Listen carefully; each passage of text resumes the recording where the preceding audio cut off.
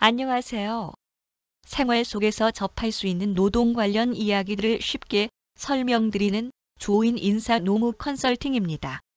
회사에서 이런저런 사정으로 출근하지 말라고 했는데 굳이 회사에 나와서 일도 좀 하고 미적미적거리다가 퇴근하는 경우가 종종 있습니다. 이런 경우 회사에서는 출근하지 말라고 했으니 임금 지급 의무가 없을까요? 아니면 근로자가 일을 했으니 그에 대한 임금을 지급해야 할까요? 사실 이 문제는 연차 휴가 촉진 제도에서도 동일한 기준을 적용하고 있으니 그 부분도 같이 살펴보겠습니다.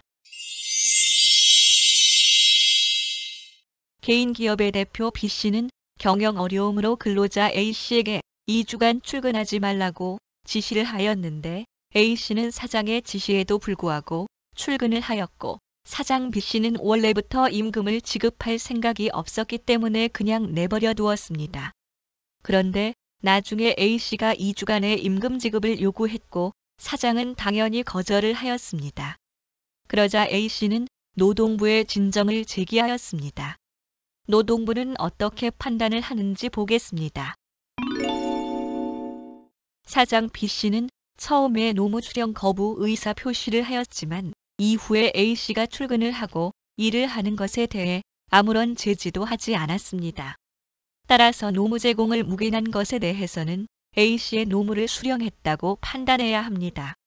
사장의 마음속으로 임금 지급 의사가 없었다고 주장하는 것은 법적으로는 아무런 효력이 없습니다.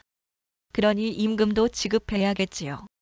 이런 판단의 기준은 연차 휴가의 촉진 제도에서 휴가를 사용한 건지 아닌지를 판단하는 데도 동일하게 적용됩니다.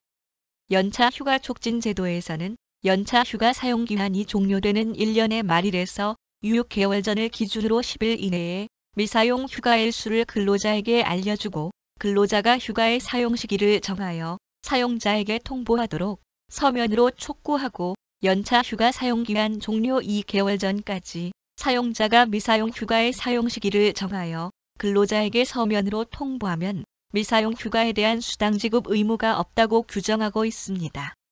많은 사업주분들이 이 제도를 악용하기도 하는데 이렇게 휴가 사용 시기를 정해놓고 실제로는 근로자가 출근해서 일을 했더라도 수당 지급 의무가 없을까요? 그건 아닙니다.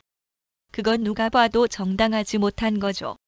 그래서 추가적으로 근로자가 휴가 사용 시기를 정하고도 출근한 경우에는 사용자가 노무 출영 거부의 의사 표시를 하지 않고 근로를 제공받았다면 근로를 승낙한 것으로 보아야 한다고 행정 해석을 통해 기준을 제시하였습니다. 오지 마세요. 오지 마세요. 추가적인 임금 지급을 하지 않으려면 확실하게 노무 수령에 대한 거부 의사를 표시하여야 합니다. 약은 약사에게, 인사 노무 상담은 조인에게. 들어주셔서 고맙습니다.